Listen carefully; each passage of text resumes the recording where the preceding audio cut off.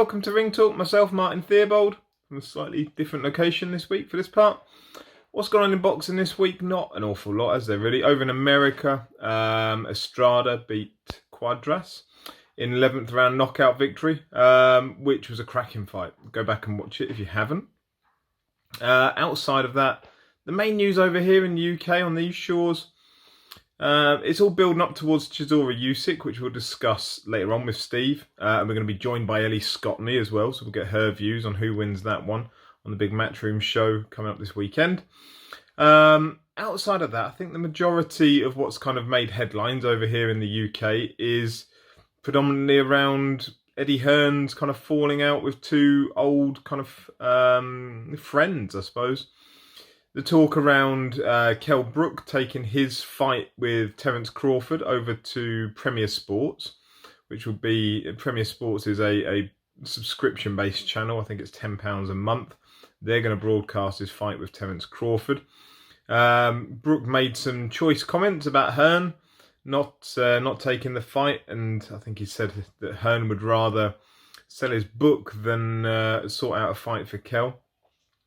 Hearn did an IFL interview firing back, saying lots of things about Kell, kind of shedding a bit of light on the circumstances that came to the Kell versus Golovkin fight, and how, you know, there were question marks from within internally around whether Kell Brook would ever fight again.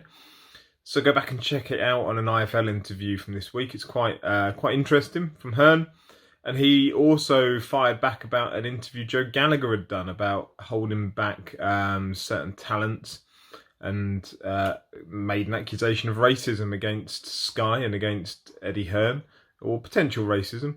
And Hearn has said that he won't do business with Gallagher again until they get an apology, Sky and Eddie, kind of personally. So I'm going to get Steve's views on this later, because that's an interesting one within the British boxing scene.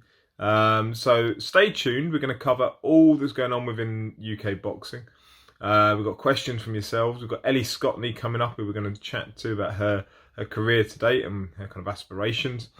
And we're going to get Steve's view, which is far more important than mine, around all these things we've discussed. So we'll see you on the other side. Right, so we're here with Steve. How are you? Really good. How are you doing, Martin? Everything okay? I'm all right, apart from a COVID test today. Yeah, find out tomorrow how well I am doing. Well, but hopefully, when you're a big, strong man, you'll be all right. Nah, we'll be all right. Have you had one? What, a test? Yeah. No. It's not as bad as I thought it'd be. Everybody bitches about them, but Josh, it's not as bad. You both had them. Josh said it's one of the worst things ever. I wasn't. No. I don't know. It wasn't too bad for me. Where'd you have it done, Milton Keynes? Yeah. It looks like a proper film set almost, like a disaster film. It's it's all right. There wasn't any boxing really this week, was there? Nothing to discuss. No, nothing. There was a fight in Mexico. I know there were good fights. I haven't watched it. I know they did the match. Yeah, the Quadras fight. Yes, I haven't seen it yet, but yeah, it was supposed to be a good fight, wasn't it? But yeah, no, it was good. It was good. There's been more going on boxing outside the ring than there has inside the ring this week. I know. Should we start with that? Go on then. Should we start? Let's start with the Kell Brook one. What do you make of the Kell Brook scenario? So for those that haven't seen it, Kell Brook did an IFL interview, basically criticising Hearn, didn't he? Saying, you know, I've been with him from Hearn's day one, and rather than work with me on this Crawford fight, he was busier selling his own book off rather than trying to actually, you know, help me out. What do you make of that? Because Hearn then fired back, didn't he? I've got to say, I know about Kell's troubles outside the ring, and I know that Eddie was very supportive at times when he was not the best trainer, he was not the most reliable, and they stuck with him. His dad has gone off directly to try and strike a deal with Bob Arum. If you go and do that, you go off and, you know, your choice. You want to cut out the middleman, which is what they want. What they're doing is, if you go through her, Eddie, he's going to want his cut. So the idea is, he's gone off, his dad's gone off and his dad does all this stuff, has gone off and done it himself, and probably realised that they've lost some revenue from the TV, and then tried to have the best of both worlds. In this world, life, you can't have it. To be honest, I totally agree with Eddie Hearn on it. I can't disagree with one thing Eddie Hearn said, to be honest. Yeah. I think Kel would clearly have, if BT had popped up and said, we'll take the fight, Kel would have done that. If ITV had popped up, he'd have done that. And so he's only going back as almost a last resort, isn't it, to Sky? No, exactly. It's not out of loyalty that he wants Sky and Hearn to show it. It's because he needed a home. Listen, his dad's gone off and just done the deal for him, which he's entitled to do. You're entitled to go and do what you want. Eddie Hearn doesn't tie them down. So, but if you do that to somebody that's promoted all your fights, don't come back to them when it's not working out the way you want. Tough shit. Yeah, I agree. I've got to agree with Eddie Hearn. Totally agree with him. I'm not always a Hearn advocate, clearly, but I thought he was in the right about it all. And I was given a heads up by someone within boxing after the Kell interview, saying he should be careful because basically Hearn knows everything. Hearn knows kind of where the bodies are buried within everybody's career. Yeah. One of the last things you want to do is give him ammunition. I agree. Which I think, as a boxer, because Brook needs Hearn more than Hearn needs Brook. Otherwise, he'll end up in book number 2, won't he? Exactly. The 20-year one, we can start talking. I just don't agree with it. In boxing, there's too much of this in boxing. People, I've told you about a boxer. I told you a story about a certain boxer that came back to us for something a month ago, and it was just unbelievable. Yep. Yeah, so it just happens, and you just think you're taking the piss. Go away. And it's probably the same feeling that I had, Eddie had. So yeah. And then the other part of what went on outside of the ring this week, the Joe Gallagher part. So this is interesting, where he came out and did it was the IFL interview, wasn't it, where he accused Sky and Hearn. I don't have to put allegedly around this, do I really? He did accuse them of racism. Yeah. Around Natasha Jonas. When he's championing Joshua Buatsi, he's got Lawrence Okoli. He's got Conor Benn. Anthony Joshua. It's nonsense. Yeah, it was one of those interviews where I was watching it with my eyes like wide open, slightly aghast at, you can't make that accusation, surely. I know Joe's fighting for his fighters and he's doing what he believes is right. Whether I believe what he's doing is right, it would differ, but he's doing it for what he considers to be the right reasons to champion his fighters and to try and do the right thing. But my God, you can't do that. Look, you've got to remember, and this I can go back to, I managed Natasha Jonas for a while. Eddie Hearn did not want to sign her. He didn't want her. It was only Joe Gallagher badgered them to. The only reason he signed Natasha Jonas was not because of her colour, but because of Joe Gallagher's other fighters. He was able to leverage her in. But he initially didn't want to sign her. And that wasn't anything to do with racism. He just didn't really fancy her as a top class boxer. So he didn't want her. He's been a bit more open with the women he's taken. So he's not racist. It wasn't for racism, but obviously Natasha Jonas is a bit part payer for him, not a major fighter, and he's offering her money. And Joe Gallagher thinks she's worth more. He doesn't, so they end up not fighting. It's the same, but you've got to look at the fact that Joe Gallagher's fighters aren't fighting. But other fighters are fighting. So who's right? Is Joe right?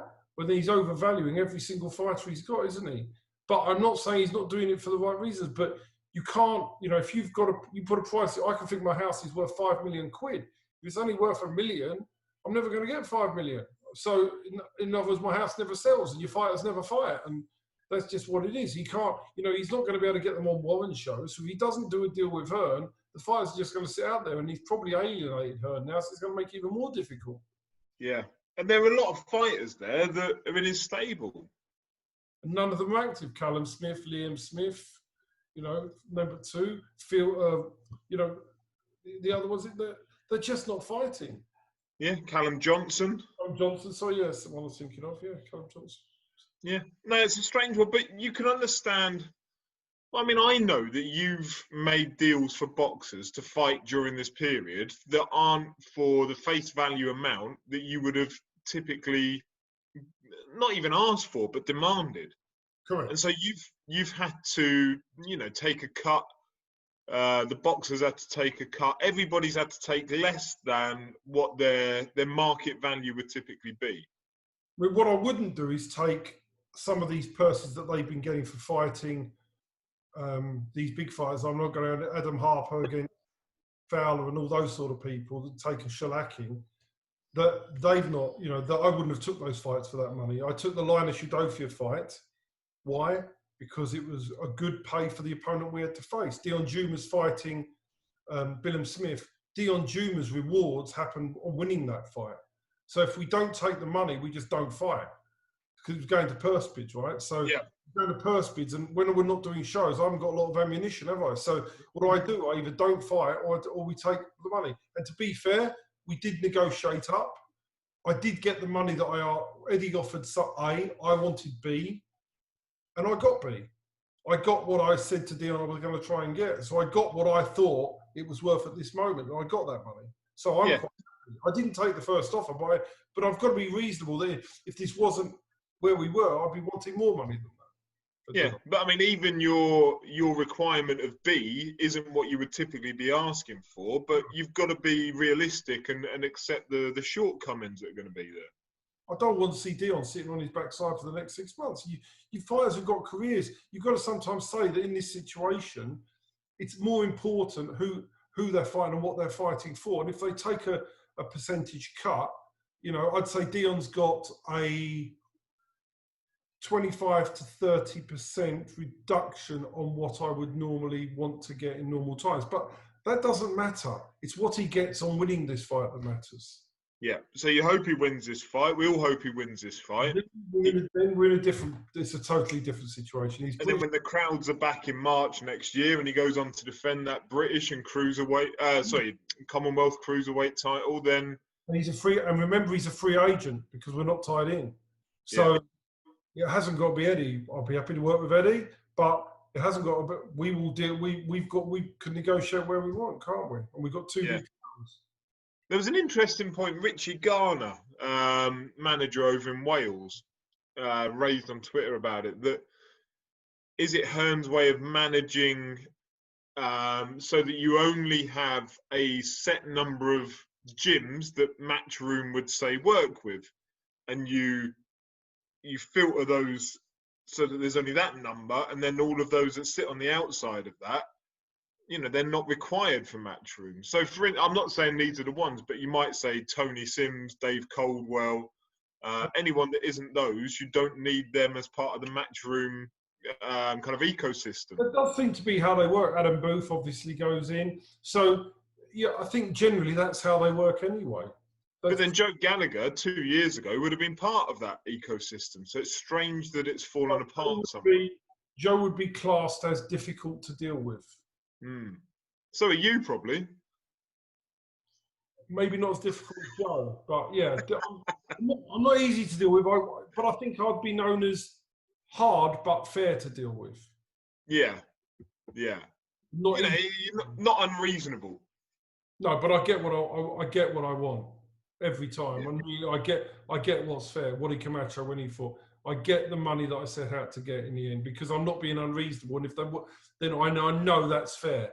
So, but I'm not going to ask for something that's ludicrously unfair and do my fighter out of an opportunity and a payday. I know what fights are worth. I'm pretty sure I do, and I know how to value a fight. That's my job. I value a fight. I'm a financial advisor. I should be able to value anything in life. So I think I can value it. So. And obviously, when you open negotiations, they always open lower. And then we have to then go, but I know what I'm out to get.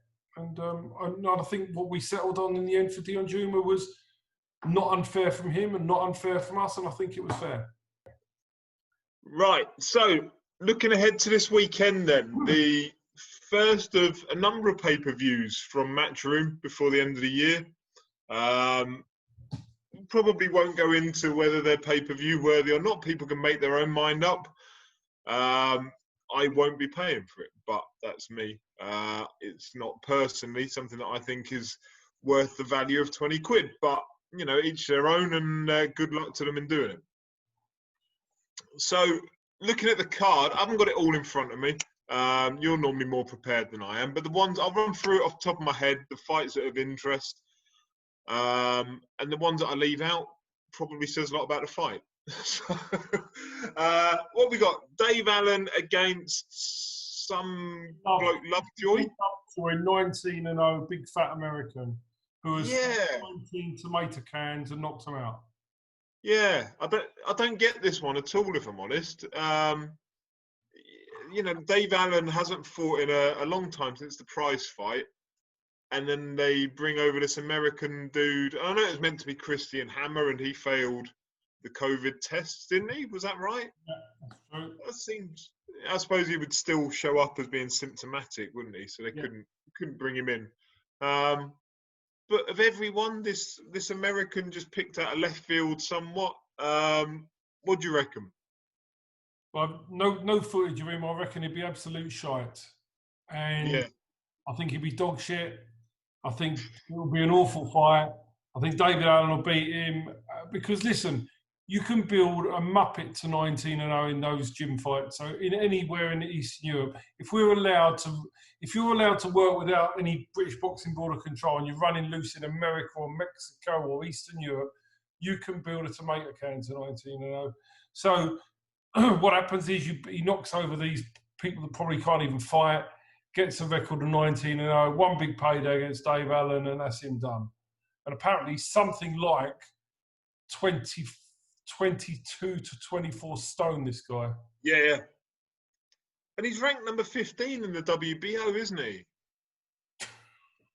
The WBO rankings are a joke anyway. Do you see the stuff about Martin Murray? I know. His kind of positioning. Oh, come on. I don't even want to discuss world rankings and world ranking bodies. You know and I know what this means. You know and I know. It's just bullshit. It's bullshit. Yeah. Martin Murray went from not in the top 15 to being ranked 12th. He's got somebody eliminated and he hadn't done anything for it. Martin Murray was a good fighter who should have won a world title, but he is way past his best now. Way past his best. Yeah. This David Allen fight is what I call a freak show fight. Yeah. Do you think Dave wins? If he doesn't, he might as well. He really doesn't want to be fighting again. I mean, Dave Allen wins what will be an awful, awful fight. Yep, I think that's fair. Lee Selby against Camboso. I don't know an awful lot about this Camboso fella. Well, I've watched a bit of him today. I think he's favourite to win. I think I'd favour if we talk about relatively fair judging. I think that in the odds, Selby's 11 to 10, Cambosos is 5 to 6. If we could guarantee, fair judging, Cambosos would be 4 to 7. Yeah. Now, what's going to happen with judging? Are we going to get an overkill the other way? Or are we going to carry on with the same sort of stuff? So I think there's more about... I think if you're not careful, that fight could be another scandal. Because I think Cambosos will probably win it. He's not... I wouldn't be putting money on it, but I think he's likely to be the winner on points, probably. And it could be another one of these. So are the refs going to risk going and giving a hometowner again? I think they're under pressure here. So I think you could find Cambosos wins that. I'm going to ask a question. It might sound loaded, but it isn't. Do you care about this fight? About who wins and loses? No. Selby's 33.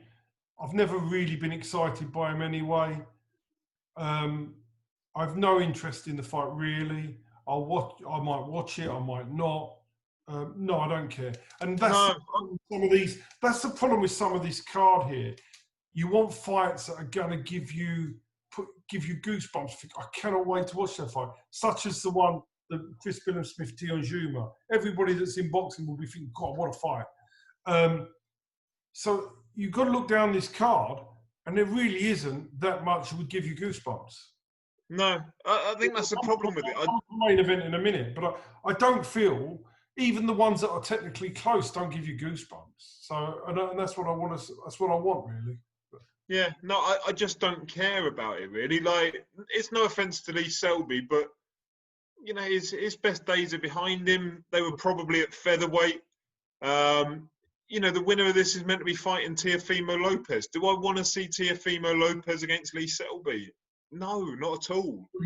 Teofimo Lopez absolutely destroys both of these, and he could probably do them one after the other. Yeah, that'd be my thought, which is why it's not a meaningful fight to me, and I think that's why I'm not that bothered about it. You know, Lee Selby's filling a hole here. He's not an Eddie Hearn fighter as such. He's filling a gap to try and fill up a card. So, listen, Eddie's doing the best he can to shuffle the cards, but that's not a fight. You're not going to watch that and think, oh, I must be around to watch that. I'd be quite happy sitting and chatting to whoever's, chatting to the wife or whatever. It really wouldn't inspire me. Yeah, it's a bit like when we had Lee Selby, Ricky Burns. He struggled, didn't he? He struggled to beat a past Burns.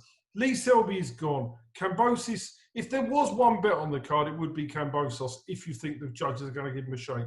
Lee Selby is past his best, in my opinion. Nice lad that he is. Kambosos is a better fighter. He's still got plenty left in the tank. And I think Kambosos wins.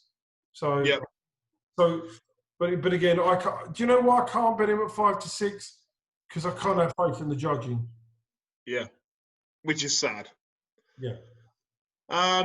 Right, so Hannah Rankin against Savannah Marshall. So we've got some views coming up on this that we're going to go over to. Interesting. We spoke about this the first time, and I actually backed Savannah Marshall. Remember I said I backed her, but I wanted Hannah to win. Yeah. But the bookies have got it right now, and now she's 16 on. She wasn't 16 on last time. She was 7 on. Oh God, I think bits of 6 on, bits of 7 on. And now she's 16 on. They've got the odds right now. Hannah's 12-1. But the bookies make so many mistakes on boxing odds. But yeah, so I won't be getting involved now. Look, we're talking about this fight as if it's a great fight, 50-50. You're talking about a 1-16 on chance. Yeah. Which isn't unrealistic, is it? The 1-16. It's fair. I'd like to see Hannah pull off an upset. I don't think it's going to happen. I'd like to be proved wrong. I think we're going to see pretty much a very wide points win by Savannah. I think Hannah's so tough, I don't think she'll get stopped. But I think she could sustain a bit of punishment in the fight. I hope I'm wrong, but we'll see. Yeah, I hope you're wrong, but I don't think you are. But Hannah Rankin's an amazing person, lovely woman, everything about her. I hope she wins, but I can't see a way that she does. Totally agree. Just don't see what she's got. She hasn't got the power. She hasn't got the equaliser. She hasn't got enough in the arm. I don't think. But I'll be happy to be proved wrong on. Yeah. So we've got other views on this as well that we're going to cut to. What we've got here, which is interesting, we've got views of 3. We've got the views of Sam Smith, former European and Commonwealth title challenger. We've got the Bedford professional boxer Lauren Parker and High Wycombe trainer Stuart Scott. They're all going to give their views on the fight now. Hi Steve, hope you're well. This is a little video that you asked me to do regarding the Hannah Rankin and Savannah Marshall fight. Again, exciting times for female boxing. An all British female world title fight. It's an amazing, incredible time for female boxing. I think it's a really, really interesting fight. I think exciting fight. You've got Hannah Rankin with the pro experience. She's been in with world-class operators. Then on the other side of it, you've got Savannah Marshall, extensive amateur background, but she hasn't really got the pro experience under her belts. And as she has she been taken to the well, the 10 rounders, and obviously the issue of a coming down weight makes it a really, really interesting fight. I think if Savannah sticks to her boxing, up on her toes and boxes, she beats Hannah Rankin on points. But then again, she's coming down the weight, so that can play massive, massive effects on you. As I know, Anna, she's game. She's so cool, calm, and collected. Don't let anything bother her or get under her skin. I think she's taking this fight in a stride, a very calm approach to it. And my gut feeling is I think Anna could nick it. I know all the odds are in Savannah's favour, and rightly so over amateur background, but they're coming down a weight. I know making weight's not easy, and when you've not been there before and you're going 10 rounds, could be detrimental. But I think it's a really exciting fight, and I think both girls are going to make it a fight. They're not going to be running. They're both game, and I think it's going to be an excellent fight for female boxing. Best of luck to you girls. So this weekend we've got the Savannah Marshall versus Hannah Rankin fight, which personally I'm really, really excited for. Can't wait. I think it's going to be great. So yeah, we've got Savannah, who has a lot of experience. She's boxed for Team GB. She's been to the Olympics twice. Very, very good fighter. And then on the other hand, you've got Hannah Rankin, who, she's not had as much experience, but I think her pro career to date is very, very good, and I think she's proved that she deserves to be where she currently is. She's boxed Clarissa Shields. Now, Savannah is the only one to have beaten her to date, but Hannah did box her and she went the distance with her. So I think on paper, it's set to be very, very exciting. My prediction overall, I think Hannah is going to bring it Saturday night. I'll follow her on Instagram, and she's a very, very committed fighter. And I think she's going to want to prove, even more so this weekend, that she deserves to be where she is. However, I think what with Savannah's experience, I think it will go the distance, but I think Savannah will win on points. Okay, so my take on the Savannah Marshall versus Hannah Rankin fight of the weekend. If you looked at it and records were everything, you just instantly whack all your money on Marshall. 8-0, 6 knockouts, doesn't come any more perfect than that. If you delve into the records a little bit though, you will work out that Marshall really hasn't had any real tests yet. She's not been in with anyone, certainly not the same kind of level that Rankin's been in with. Rankin's tough, she's fit, she really comes to fight. Listening to her talk in this one as well, she's got a lot of self-belief. I think she really does believe that she can upset the apple cart. You've also got to take into account the weight. Marshall dropping down from super middle to middle. Is that going to affect her in the later rounds? Is it going to affect her punch power at all? Difficult to say. Probably not though. I don't imagine they'd have taken the fight if they didn't think they could do the weight the right way.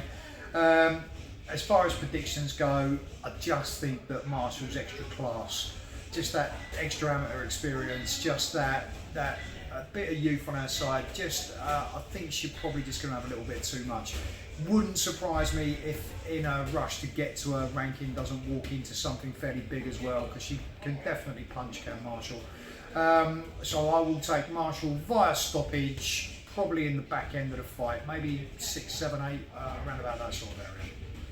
Right, we're back. So, as I said, I'm not going to actually consult the cards. I'm only going to work off what I've got from my memory of what this is. So, Tommy McCarthy, Bilal Lagoon. Yeah, I knew Tommy McCarthy. It's a European cruiserweight fight, isn't it? Yeah. Now you've got to look at McCarthy. Lost to Askin on points. Got beat by Riakporhe in 4 rounds. He went and won in Italy against the undefeated Italian that had been protected. He now fights Bilal Lagoon. It's not a bad fight, to be fair. It's competitive, but is it a fight that I can't sit there and go, God, I can't wait to see this fight. If I'm watching a pay-per-view card, I want to be sitting there thinking, can't wait for that. That's going to be great. And I'm looking down here and I'm thinking, take it or leave it. Yeah. But I think it's a competitive fight, so it's not one-sided. So let's be fair about it. It's like the Selby fight. You may not be enamoured with the fight itself, but it is competitive. And Tommy McCarthy is vulnerable. I mean, he is vulnerable. And Liz Zaguna come and give a fight. I think McCarthy's probably slight favourite to win, but as you rightfully say, most people wouldn't care. An undercard fight that's not too bad, even though it might not be the highest quality, is Amy Timlin, Carly Skelly, 4-0, 3-0, never lost a round. They're both fighting for the Commonwealth Super Bantamweight title, but none of them have fought anybody with a pulse yet.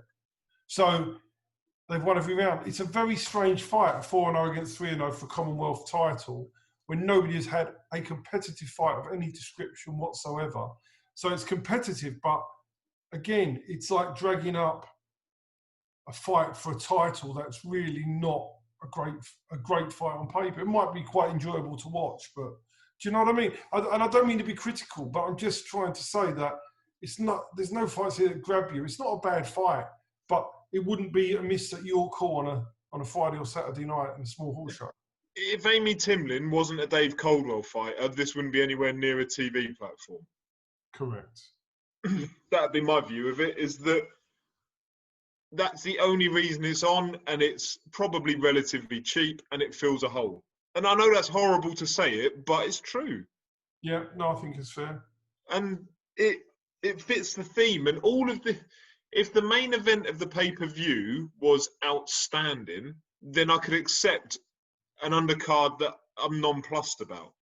And that's why I wouldn't pay for it. That's why I wouldn't, I'm not going to fund extra money for, crowdfund a Matchroom show, because the whole thing to me, like from top to bottom, is all take it or leave it. There's nothing in there that grabs my attention, which... It does, to be fair to me, it does look as if the 21st of November, the White Povetkin card looks to be a lot better than this. Yeah, absolutely, it does. And, the Joshua Pulev fight.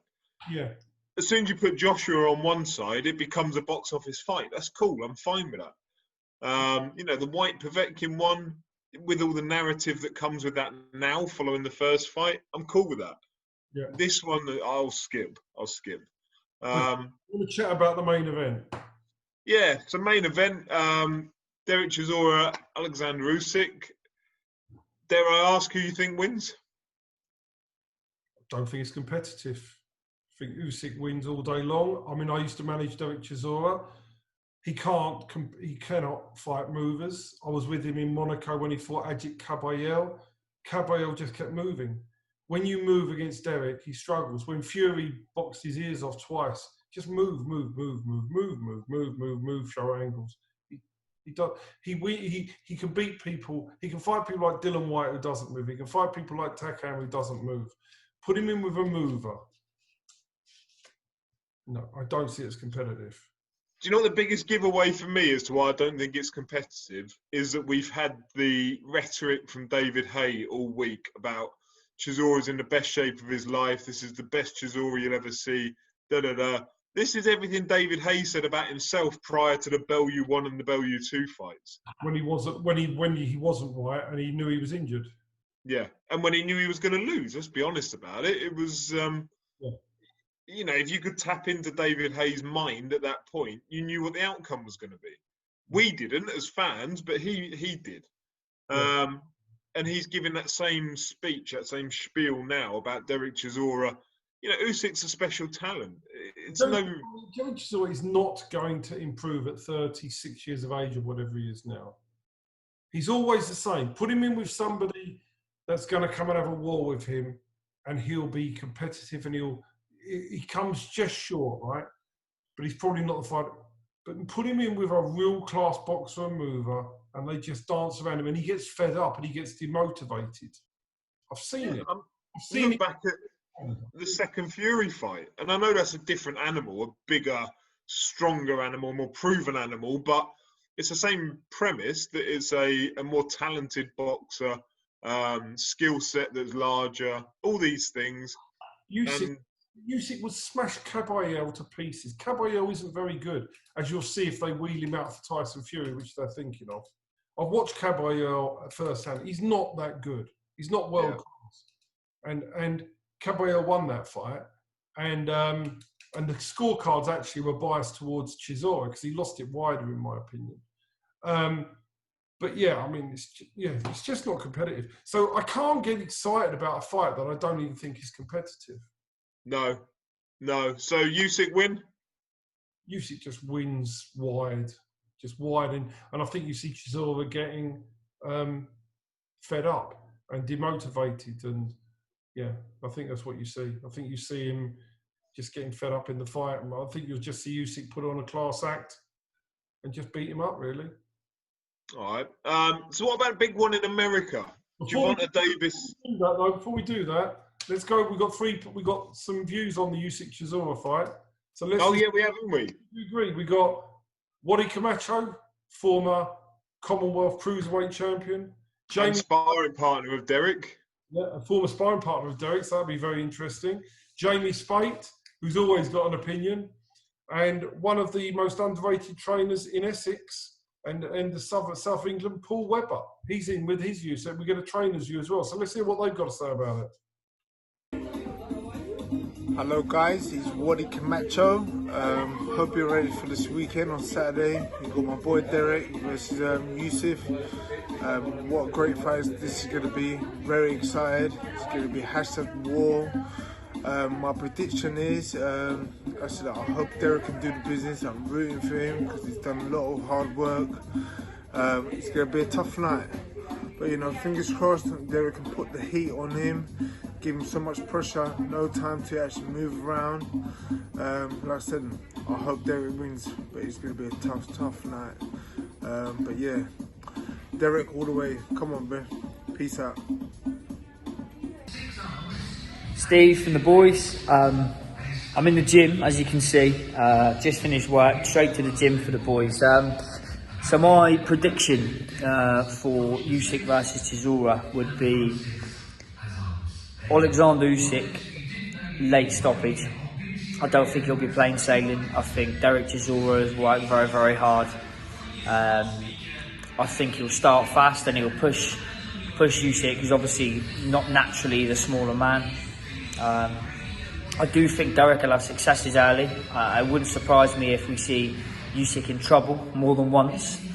But I think his general boxing ability will see him through. He's a fantastic fighter, and I think he'll stop Derek between 7 and 10, possibly. The second choice would be points win for Usyk. Thanks for having me on again. All right, Steve. My prediction on Usyk and Derek Chisora really boils down to how Usyk comes out. If he does what he does when he was a cruiserweight, uses his boxing ability, I think he might beat Derek over the distance points. But it depends. I don't think he's going to hold his feet because it's unsure whether he can carry his power up. Everybody knows what Derek's capable. I like Derek. Because you never know what you're going to get. And he always bounces back, doesn't he? That's the thing with Derek. But yeah, I think Usyk on points, if he boxes like he does. If he holds his feet in front of Derek, I don't think that'd be a good idea. So, but yeah, that's my prediction. Usyk on points. Cheers. Right, we're back. So now we've got their views. Let's cross over the Atlantic and have a look. Gervonta Davis, Leo Santa Cruz. What do you reckon to that? Fancy Davis to win. What do you think? Yeah, I think Davis stops him. Yeah, I mean, I think Davis is a special talent. I'd like to see Davis against Teofimo Lopez. That's the fight I'd like to see. Yeah. I think Davis wins that. Yeah, again, it's not a bad fight. It's probably better than any of the fights we just mentioned happening in the UK. Yeah, I'd agree. And I think when you look at that lightweight division, it's so good. Where you've got Devin Haney, you've got Ryan Garcia, you've got Gervonta Davis, Teofimo Lopez, Lomachenko if he stays there. It seems like they're all now fighting to be second place underneath Lopez, purely on resume. But yeah, whether we ever get to see Davis and Lopez with the PBC top rank crossover. Yeah.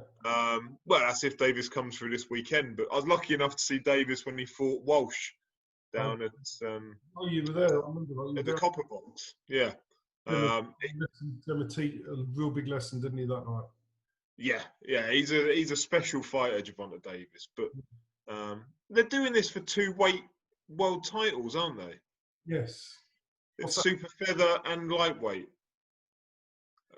WBA cashing in twice. 2 fees. Yeah. Madness. Oh, But right, let's go to the questions. We've got some for yourself. So Lewis Calvert from Big Right Hook. We'll start off in the deep end. Is small hall boxing over? No, it's just beginning.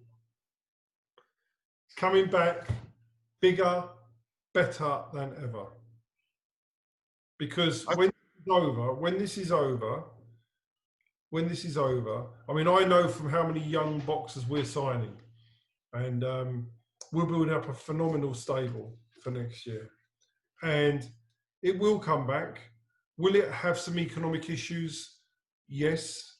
But at first, you will see it come back bigger than ever. People are desperate to get back in there. But no, it's not over. I don't feel for 1 second it's over, because I'm working on the premise that we have a workable vaccine and people can get back to sporting events. So providing we can do that, and I believe we will, then I think that we'll be back. I think most realistically, we'll be back in May or June next year, possibly earlier with a smaller show. But I think we could be back fully running by May next year. And I think it'll be bigger and better than ever. I'm expecting a big summer. Lewis also asked, is YouTube boxing the future? With no crowds, will people pay to see boxers spar online? No. I think the future of boxing is going to be online. I think that's going to be the way forward. But no, it depends on what you've got. For small hall boxing, no, it's got to be live. It'll always be live. The numbers.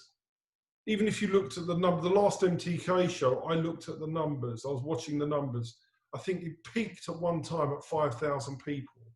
So you're talking free to air, the MTK on a Sunday night when there's nothing else going on. It's okay when you had 100,000 at the end where you've only got to tune in for, I think somebody will correct me on this, it might be 3 seconds to count as a view. Yeah. Now, when you say about 100,000 views, some of them are 3 seconds long. It doesn't count. So I look at how many are watching at one time, and it was 5,000 was about the peak.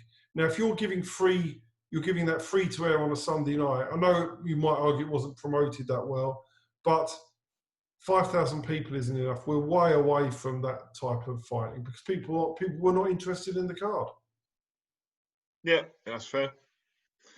The Boxing Brain on Twitter, interesting one. Should a ban for PED use preclude a fighter going into the Hall of Fame, i.e. Shane Mosley and this year James Toney? If not, why not? Yes. Should be banned from everything. You've got to be really crooked to get done for PEDs because most of them are not getting caught. You know that, I know that, we know what's going on. And there's people out there taking them and never getting caught. And the ones that do get caught are so blatantly using it and so blatantly stupid. They must be taking doses, so much of it. And yeah, I think you caught for PEDs once, you should have a lifetime ban, never be allowed to box again, and be banned from the sport. And not be able to lawyer up and get out of it. I think you should, when you're caught, you should be done and done for good. Can I provide a counter argument to that? So the James Toney one, so where he's been, was it Dan Raphael that said that he shouldn't be in the Hall of Fame? Yeah. For a start, what's that comic book guy looking fucking dude? Why has he got the right to stop any boxer getting into the Hall of Fame is beyond me. But when you look at the career, you've got a man that and I'm right, without looking at him, didn't he start off at middleweight or something? Yeah. And he went up to heavyweight, right? Yeah. Nobody goes up from middleweight to heavyweight without cheating all the way through. Roy Jones? Allegedly. Okay, well, I would be very surprised, but it's not impossible. I just want to make my words right. That somebody goes through the weight categories like that and is not doing something. I'm sure Roy Jones wasn't, but I'd be very surprised if I'm not. Well, I'm not going to say. I just don't want to say anything like that. But I just believe that anybody. I believe that there's so much more involved. So, and when they get caught, they should be banned because it's so bad. So no, I find it disgusting, and I know it goes on, but I hate it. And it's in all, people are just cheats. In life, people are liars and cheats. In boxing, people are liars and cheats. In cycling, people are liars and cheats. People are liars and cheats in every walk of life. Look at all the fraud on. I know I'm going to tell you. So look at all the fraud on all the bloody furlough claims. People are just liars and cheats, and for money they do anything. So I'm afraid in boxing, because they know the rewards are there at the end of the tunnel, so they cheat. But are we not? Okay, we're looking at it through a lens now of looking back at 90s boxing, looking back at 80s boxing, when as much as you and I know PED usage might be quite prevalent but isn't necessarily caught now, I would imagine, and I'm only basing this upon the stories that you get out of the sport, as well as then looking at other sports and the wider kind of landscape around sports. So look at Lance Armstrong, for instance, talking about, yes, he cheated in the Tour de France, but he cheated because everyone else cheated, and he cheated to keep up, but then it turned out they could do it better than everyone else. Is that not just a case of what James Toney is? Is he a product of his era whereby lots of other people were cheating? He probably just cheated as well. Like, if you were going to start kicking everyone out of the Hall of Fame, you've got to go back and start getting all of those blood samples and start running them through test systems. In my view, if you're going to preclude James Toney from going in. How are you? Listen, I don't care what anybody says. People turn a blind eye to it. Everybody knows what's going on. You might officially, they know. The only way to stop it is zero tolerance. Zero tolerance. Have drug agencies that have got the backing to enforce and will stand up when they catch people. Have drug agencies that will be more effective. They know that. We know you can take a substance at 11 o'clock at night and it'll be out of your system at 6 in the morning. So, and you can't get tested during that time. So there's substances now that will never show up. You've got to be an idiot to get caught. An idiot. Yeah, we look at the fastest man in the world, Coleman. So it's been announced today that he's going to miss the World Athletics Championships because he skipped 3 drugs tests. I say skipped. He didn't make himself available at the 1 hour window where he could be drug tested. And so they've come down hard on him and said... He was coming off. He was coming off at the time. Yeah, so they've come down hard and said, no, like, that's the rule. You have to be available, and now you're off. So someone said to me once, the easiest way to make sure you don't fail a drugs test is don't take it. And yet in boxing, people can still fail drugs tests and crack on with their career. Because of money. Yeah, whereas in athletics, the fastest 100-meter runner in the world, they've cracked down on, and he's kicked out of the forthcoming championships. It won't matter because it doesn't matter who's running. It don't matter if you take the fastest man out. There's nobody getting extra fees out of him because they'll just replace him with the next fastest man in the world. In boxing, there's too much money invested in too many fighters and money control. There's so much money controlling it. You can go back to the 80s, and I'm not going to... Mike Tyson, did he cheat? Did he not? I don't know. But you go back before that. Did Ali cheat? Would it surprise you? It wouldn't surprise me. Foreman, all of them. Frazier. I'm not saying they did, but on the other hand, again, you're a product of your era. And if that was going on in every other sport, why are we daft enough to assume that in boxing it wasn't? The things in boxing, though, you can cause damage to people, and that's the difference rather than cycling, and that's why it's harder. And I don't think, and I know. I'm just saying that I think most of them are smart enough to know how not to get caught. The ones that are taking it. I've always said make two sports, one where you're allowed to cheat and one where you're not. Yeah. And if you sign up for the one where you're not allowed to cheat and you're ever caught doing anything, you're banned from all sport forever. I'd agree.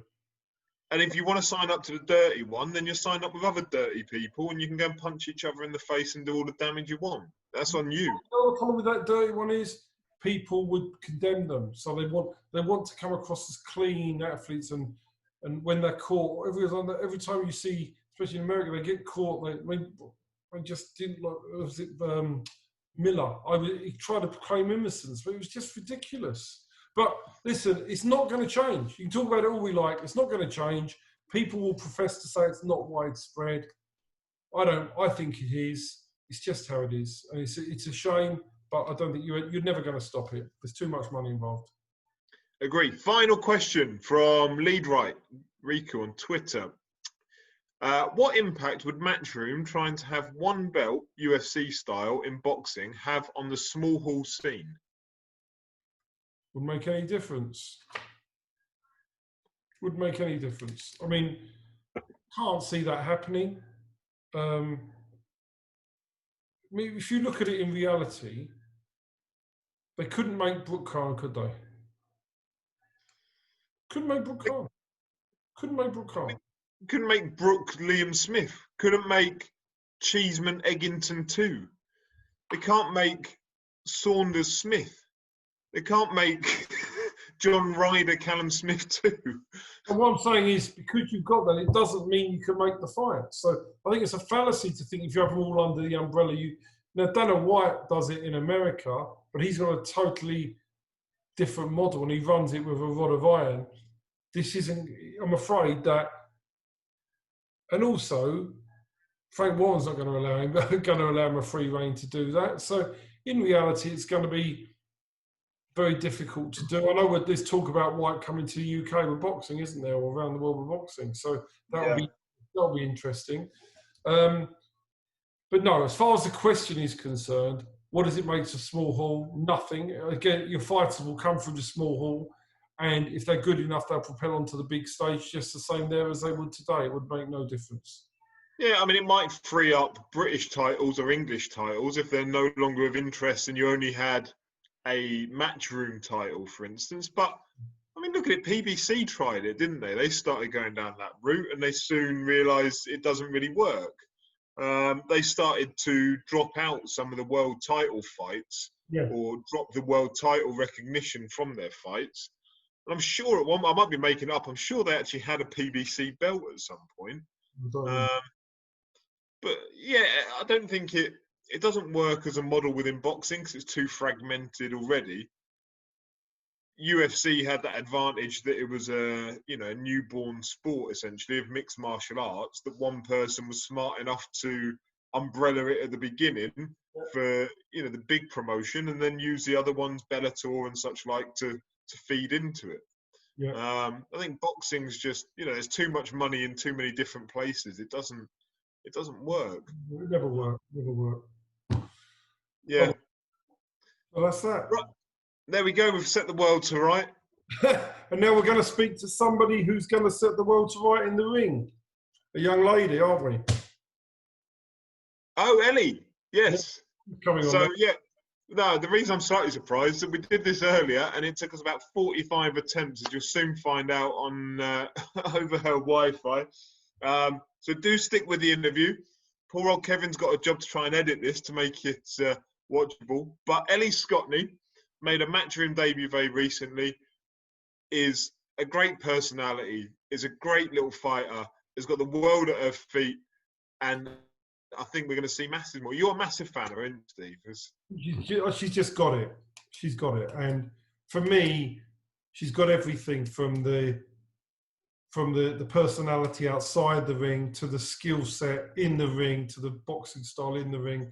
And with Adam Booth working alongside her, I think the world's the oyster for both of them. I think they're going to be I think she could be the biggest star women's boxing has seen in a few years. I think we'll need to make a pact that when we can go to shows, we'll go down and watch the first one that we can. That definitely. that she's involved in. Definitely, no, she's great. We got we got some great women fighters coming through ourselves, and which we've signed during the close season. Ellie Scotney, however, I think will be a multiple world champion. I think we've got some super talented females, but again, you know, she has got that extra bit of class, I think, and the extra personality outside the ring that will make her a fan's favourite, I think. Yeah, so let's cut to Ellie now, and I'll chat with her. Brilliant. Right, Ellie, we're going to battle through the Wi-Fi connection problems. Let's go. How are you? I am well. How are you doing? I'm very good, thank you. What a pleasure to have you on. I think Steve and I probably have labelled you as the most exciting, not just female, but one of the most exciting prospects, I think, knocking about in British boxing at the moment. After that debut... No pressure. No pressure at all. That debut against Beck Connolly, talk us through it. Like, from your perspective, how was it? The experience, the whole scenario? Yeah, to be honest with you, she's tough. So much credit to Beck. Like, firstly, she's a warrior. It was a pleasure to share the ring with her. But I preferred it, you know, like no crowd and stuff. It was nice. I didn't have my mum screaming at me, so that was the plus side of it. And I just felt so relaxed, you know. It was a long time coming. I suppose coming straight out the amateurs, you haven't had that pro experience with the crowds there. No. To be honest, there's no Catford Massive there, so it felt a bit weird. But I could hear Adam and stuff, so it was all right. Yeah. So, I mean, Beck Connolly, experienced pro, tough woman. It's a hard debut. Yeah, she's been in the lights with Terry Harper, Tasha Jonas, Rachel Ball. So she's been around, definitely. But, you know, the way we started, we wanted to start from the get-go. So, yeah, I think it was the perfect opponent. Do you feel additional pressure being a Matchroom fighter than if you were, say, a Steve Goodwin fighter? Goodwin? What are you trying to say about Steve? Steve, I'm ignoring him. If you weren't on TV, if you could just do it in your own time, build kind of off of TV and without those additional pressures.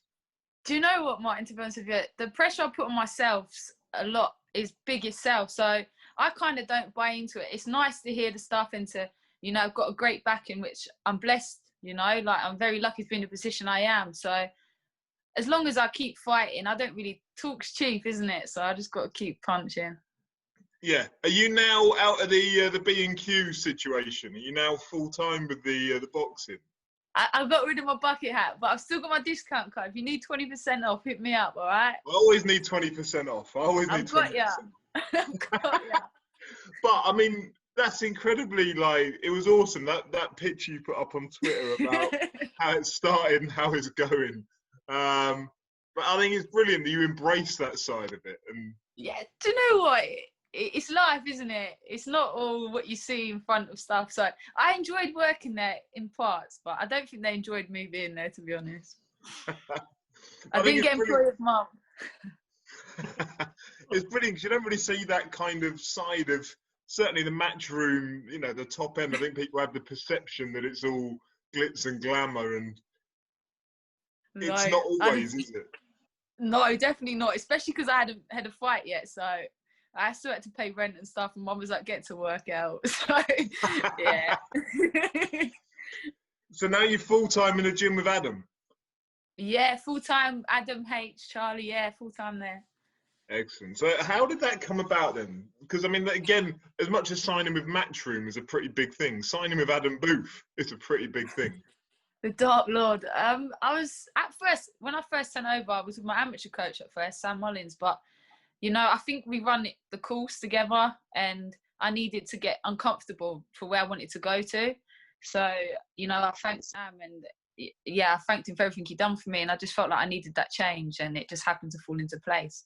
So how much have you had to do with like Eddie directly? As a new boxer signing to Matchroom, do you have his phone number? Do you speak with him? Listen, I've had a few DMs, that's as far as it's got, and half of them ain't been bread.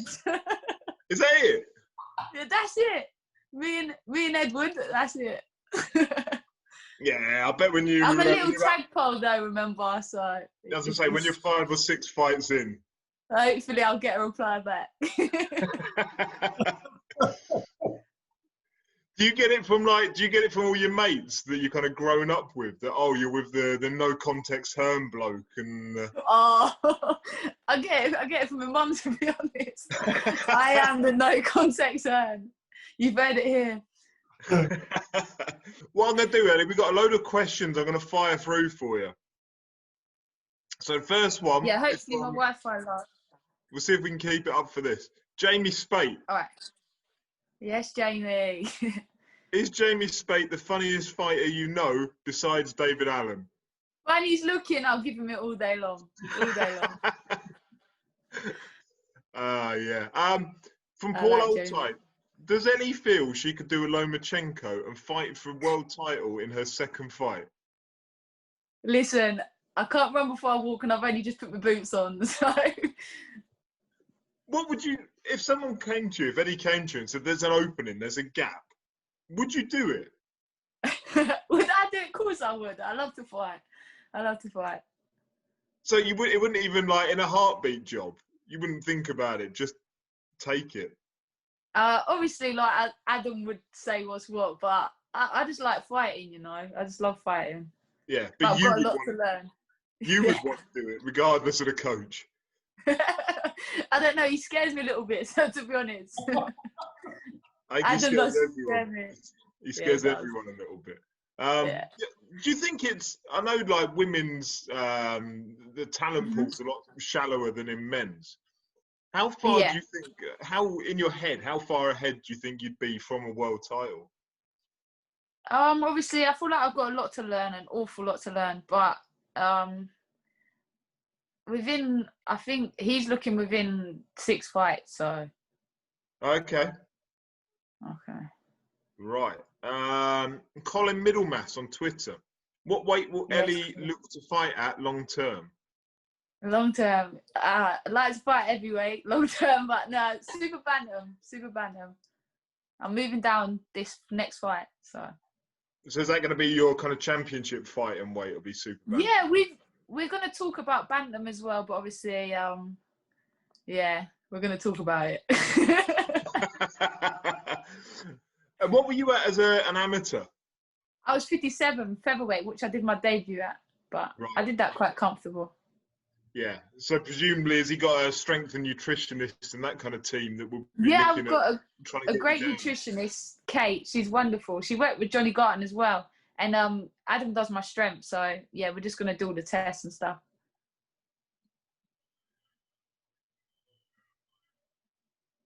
Have I gone quiet again? Oh, dear. We lost you. Oh, you're there. You're there. I am there. I'm there.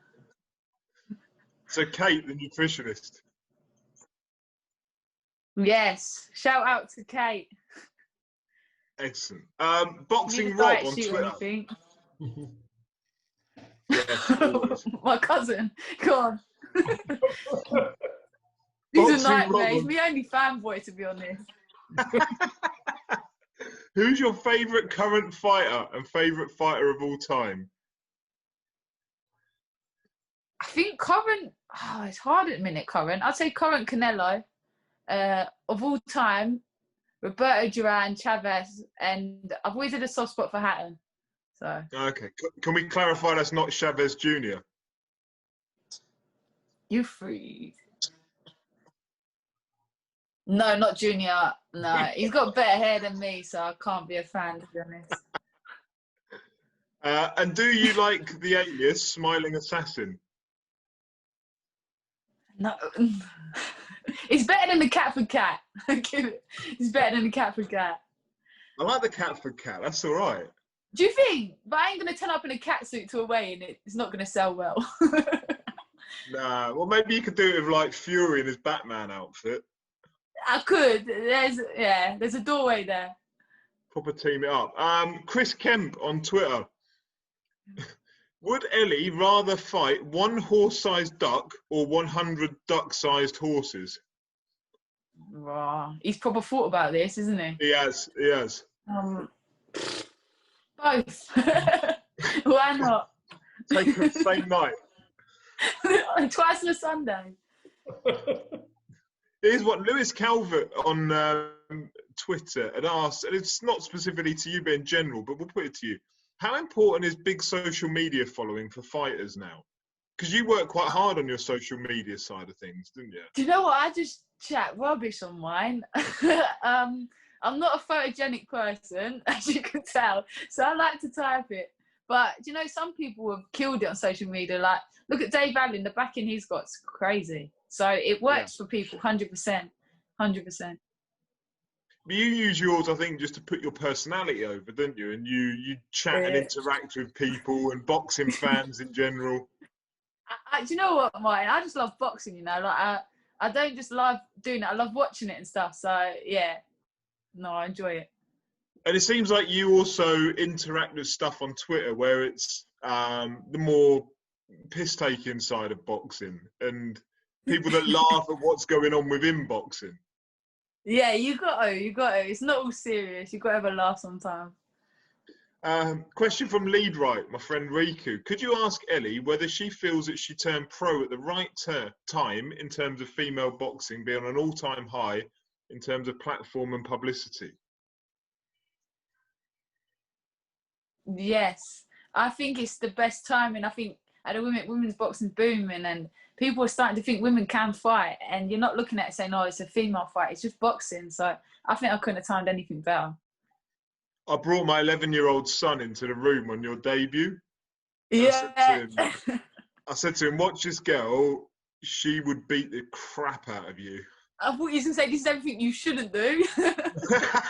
No, it was like, because, he's got a misconception of an 11-year-old boy, 11-year-old girls can't fight kind of thing. I was like, come and watch this girl and then tell me. It was well impressed.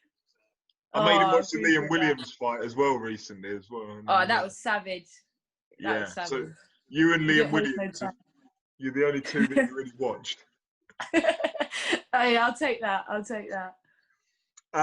Daniel Desmond Properties on Twitter. In a recent interview before her debut, Ellie stated that her personality didn't suit the GB setup. Could she expand on that? I never know when to shut up, so it kind of didn't sit well. Do you know what it is? It's very, if your face fits up there, and, it didn't sit well with me at all in terms of boxing style and the way I am. So, yeah, it was a no-brainer. Was that some of your southernness, do you think, as opposed to being up in Sheffield? From Lee Murray, who is Ellie's favourite West Ham fan? Oh, Lee Murray. He's just milking this. Any West Ham fans, I can't approve of them. Palace me. So I'm not answering that, Lee. Sorry. I wanted to go back, actually, to the question Riku asked about women's boxing being on, like, an all-time high. Yeah. How much homage do you pay to the likes of Katie Taylor and Nicola Adams that kind of brought it to the forefront of? Because I always think with them, they brought it to the forefront, but they're probably never going to be the ones to profit from it as much as hopefully the next generation will. Do you know what, Martin? To be honest, do you know who I think did a lot for women's boxing, doesn't get the credit? Jane Couch. Yeah. So I think we're also thankful for what she did and what she put in and what she went through. Yeah, I mean, with Jane, it was the legal battles, wasn't it? And the personal sacrifices to get to that position. Yeah. No, I think you're right about Jane Couch, to be fair. Like, the personal sacrifices she made. Yeah, and the odds she was against was massive. So you've got to put credit there. She's a legend. Yeah, there was a brilliant piece on the BBC Sport website not long back about her and the legal battles that she had. And madness. I know you think you're not his greatest fan sometimes, but you've got to give full credit to Eddie Hearn for this, because he's the only one of the major promoters that's got behind women's boxing. Because we know Nick with Frank, but that was it. Yeah, he hasn't took anyone else on, has he? No, so it's really down to Eddie for doing this, because if he had sat and not promoted women's boxing, it would still be on the backfire, without a doubt. Yeah, no, 100%. I kind of feel for the likes of Katie Taylor that will probably never financially benefit as much as hopefully the next lot of ladies that come through. But she's done such great things to bring it to the forefront as a sport. Final one, Stuart Howe. Said, no question, just tell Ellie she will become a world champ. Great kid, lovely person. Oh man, so I appreciate it. Thank you very much. That's all right. So I think we've run out of all the questions for you that I've managed to log, and I probably missed some, so apologies to those that I We have. ran out of Wi-Fi too a long time ago. Look, Yeah.